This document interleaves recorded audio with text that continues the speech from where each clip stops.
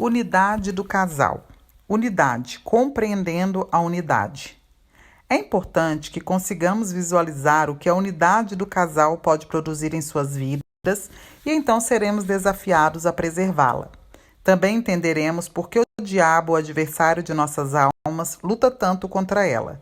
Jesus nos ensinou que a unidade e concordância permite Deus agir em nossas vidas. Ainda vos digo mais: se 2 de vós na terra concordarem acerca de qualquer coisa que pedirem, isso lhe será feito por meu Pai que está nos céus, pois onde se acham 2 ou 3 reunidos em meu nome, aí estou eu no meio deles. Mateus 18, 19 e 20. Por outro lado, a falta de unidade impede Deus de agir. A palavra de Deus nos mostra de modo bem claro que quando o marido briga, entre aspas, com sua mulher, algo acontece também na dimensão espiritual.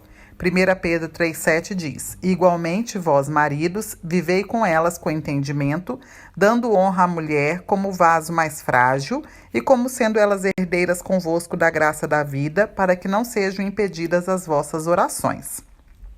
1 Pedro 3,7. Ao deixar de honrar a mulher como vaso mais frágil e maltratá-la, ainda que só verbalmente, o marido está trazendo um sério problema sobre a vida espiritual do casal. A Bíblia diz que as orações serão impedidas. É lógico que isso também vale para a mulher, embora quem mais facilmente tropece nisto sejam os homens. O texto bíblico revela que depois de desonrar a mulher na condição de vaso mais frágil, com asperezas, o homem, mesmo que clame ao Senhor, terá sua oração impedida, pois um princípio foi violado. Deus não age em um ambiente de desarmonia e discordância, isto é um fato. Quando tentaram construir a Torre de Babel, as Escrituras dizem que Deus desceu para ver o que os homens faziam. E Deus mesmo, ao vê-los trabalhando em harmonia e concordância de propósito, declarou, em Gênesis 11, 6, 7, eis que o povo é um e todos têm uma só língua, e isto é o que começam a fazer. Agora não haverá restrição para tudo o que eles intentarem fazer. Eia, desçamos e confundamos ali a sua linguagem, para que não entendam um a língua do outro. O que vemos aqui é que a unidade remove limites. Quando o casal se torna um e fala uma só língua, sem discordância, eles removem os limites diante de si. Deus pode agir livremente num ambiente destes, mas basta perder a capacidade de falar a mesma língua que tudo se perde. No reino de Deus, quando 2 se unem, o efeito não é de soma, mas de multiplicação.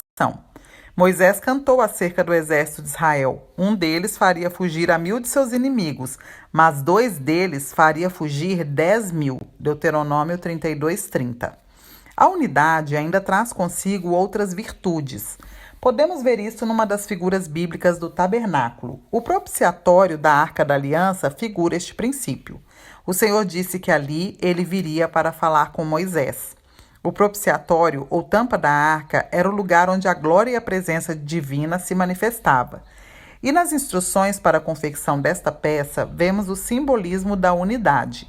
Deus disse que os 2 querubins deveriam ser uma só peça de ouro batido. Com isto, falava simbolicamente de unidade entre seus adoradores. Êxodo 25, do 17 ao 19. Os querubins deviam estar com as asas estendidas um para o outro. Êxodo 25, 20. O que fala de cobertura recíproca. A falta de unidade nos leva a agir com o espírito de Caim, que disse ao Senhor, acaso sou eu o guardador de meu irmão? Gênesis 4, 9. Mas quando estamos em unidade com alguém, cobrimos e protegemos essa pessoa. Esta é uma virtude que acompanha a unidade.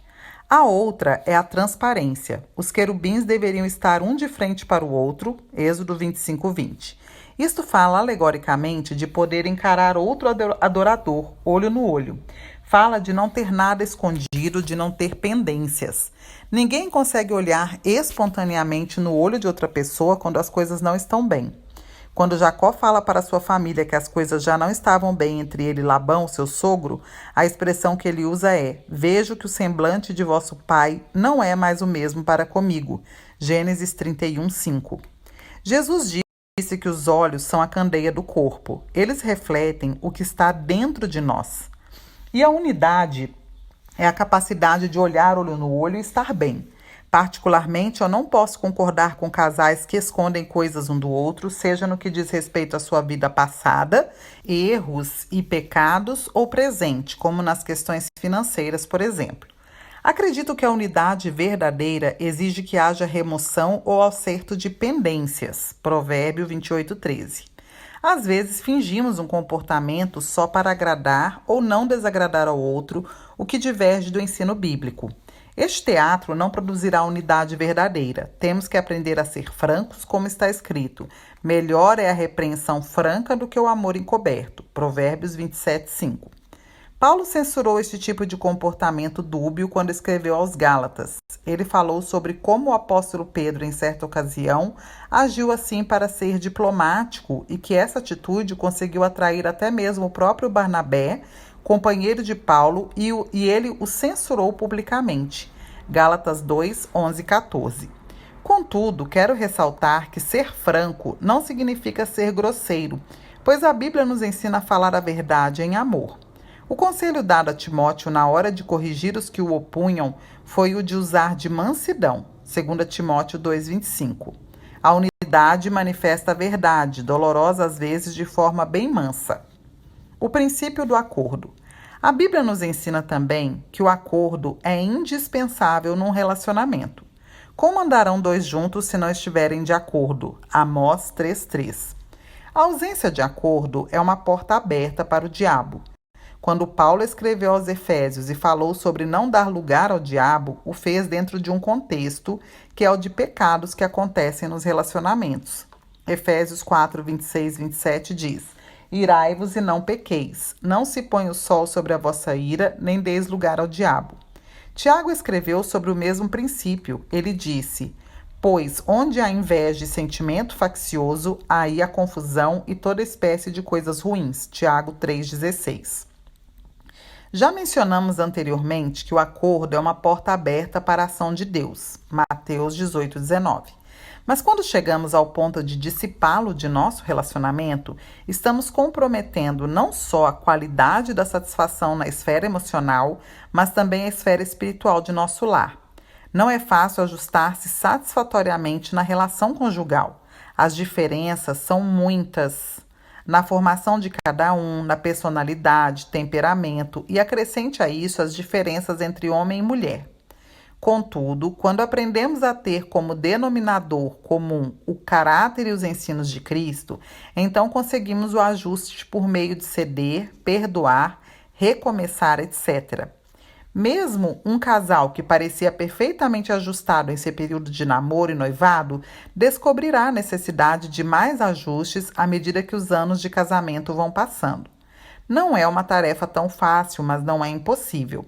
Se não estivesse ao nosso alcance, Deus estaria sendo injusto ao cobrar isso de nós. Mas o fato é que não é só algo possível, como também é uma chave poderosa na vida cristã. O casal deve decidir junto. Há uma ordem de governo e autoridade estabelecida por Deus no lar. O marido é chamado cabeça, Efésios 5, 22 a 24, e entendemos que, como tal, tem direito à palavra final. Porém, isso não quer dizer que o homem esteja sempre certo ou que não deva ouvir sua mulher. Encontramos no Velho Testamento uma ocasião em que o próprio Senhor diz a Abraão, seu servo: Ouve Sara, tua mulher, em tudo o que ela te disser. Gênesis 21, 12. No Novo Testamento, vemos Pôncio Pilatos desprezando o conselho de sua mulher e se dando mal com isso. Mateus 27, 19. Precisamos considerar ainda que ser líder não significa ser autoritário.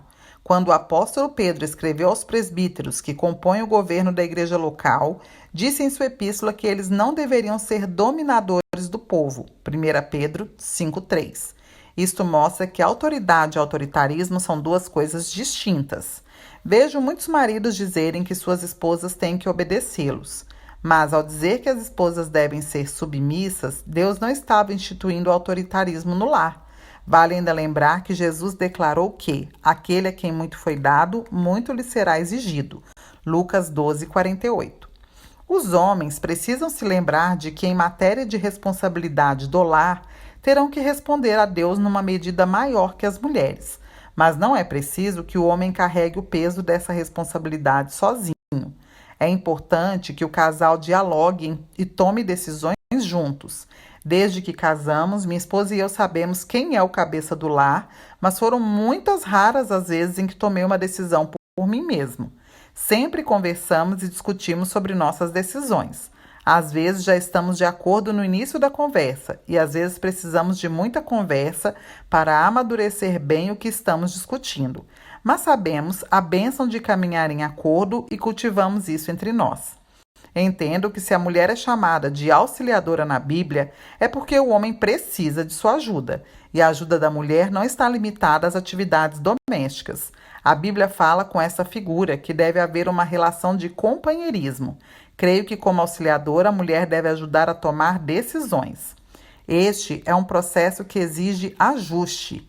Na hora de discutir alguma decisão, ou mesmo a forma de ser e se comportar de cada cônjuge, vemos o quanto é difícil ouvir ao outro, mas devemos atentar para o ensino bíblico sobre isso. Responder antes de ouvir é estultícia e vergonha. Provérbios 18:13. Tiago nos adverte o seguinte: sabeis essas coisas, meus amados irmãos. Todo homem, pois, seja pronto para ouvir, tardio para falar, tardio para se irar. Tiago 1,19. A verdade é que normalmente somos prontos para falar e irar-se um contra o outro, mas tardios para dar ouvidos ao que o outro tem a dizer. E isso precisa ser mudado em nós. Para que haja acordo, precisamos aprender a ouvir. Tratando com desentendimentos. Os desentendimentos ocorrem mesmo entre os crentes mais dedicados, mas devem ser tratados logo. Lemos que alguém pode se irar e não pecar, pois é uma reação emocional espontânea. Mas o que cada um faz com o sentimento que teve pode se tornar pecado. Paulo aconselhou os irmãos de Éfeso a que não deixassem o sol se pôr sobre sua ira. Efésios 4, 26, 27. Em outras palavras, que deveria haver acerto, perdão e que nenhuma pendência ficasse para trás. Precisamos aprender a tratar com os desentendimentos no lar. Preservar a unidade não significa nunca se desentender, mas saber dar a manutenção devida no relacionamento quando isto ocorrer. O tempo não apaga as ofensas, deve haver reconciliação. Jesus ensinou isso em Mateus 5, 23, 24. Se, pois, ao trazeres ao altar a tua oferta, ali te lembrares de que teu irmão tem alguma coisa contra ti, deixa perante o altar a tua oferta, vai primeiro reconciliar-te com teu irmão e então, voltando, faze a tua oferta. Alguns acham que depois de um desentendimento é só deixar para lá, mas a Bíblia nos ensina o princípio de reconciliação de maneira bem formal.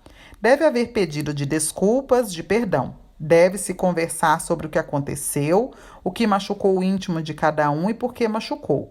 E não podemos perder de vista que devemos lutar para viver sem brigas e não só reconciliar quando elas ocorrem.